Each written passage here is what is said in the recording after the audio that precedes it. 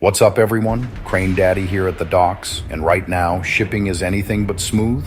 Let's break down what's happening at U.S. ports, how tariffs are shaking things up, and what all of that means for cargo flows ahead. Major West Coast ports like Los Angeles, Long Beach, Oakland are seeing huge slowdowns. Ship traffic at LA has fallen by about 50%, with daily arrivals dropping from around 12 to just about 5 vessels. And dock labor jobs are tanking too. Across the board, U.S. seaborne imports from China plunged roughly 28.5% in May, and overall container imports dropped 7.2%, marking the sharpest peacetime decline since COVID. Back in early May, tariffs on Chinese goods, originally as high as 145%, were cut to 30% under a 90-day truce. That sparked a sharp rebound in freight bookings. Volumes shot up 275 to 300% right after the pause. But even with rates surging, spot prices jumped 41%, averaging about $3,500 per container, and freight from Shanghai to LA hit nearly $6,000. They're still below pandemic peaks, and analysts say they might already be topping out. Retailers are front-loading back to school and holiday orders to beat the tariff deadline. NRF and Hackett Associates forecast a summer cargo surge, especially June through August.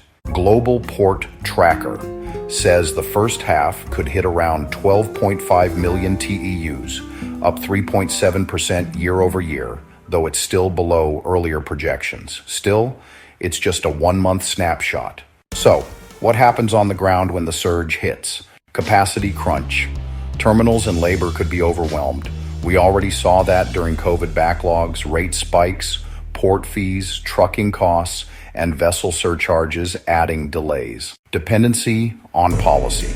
If the truce ends without resolution, we could hit another sharp slowdown, restarting the cycle.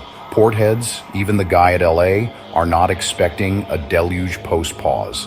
Instead, anticipate waves of activity, but more importantly, expect uncertainty. And Moody's recently cut the U.S. port credit outlook from stable to negative, citing tariff-driven volatility and, a likely 7 to 12% volume decline overall in 2025.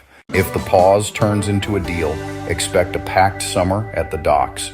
We'll see more labor calls, faster turnaround, but also, higher fees and congestion. If tariffs snap back, that surge flips off, shipments delay or redirect, and cargo flows could stall again. Either way, the whole supply chain feels it. Trucking, warehousing, on-time deliveries. It all rides on what happens here. There you have it. Tariff pauses spark temporary spikes, but uncertainty could wreck the rhythm. Here at the Waterfront, we might be busy or silent, depending on what comes next. If you want real-time updates straight from the docks, hit subscribe, drop a comment on what you want me to cover next, and don't miss my next video breaking down how price changes at the port impact your everyday goods. Stay safe, stay sharp. Crane Daddy out.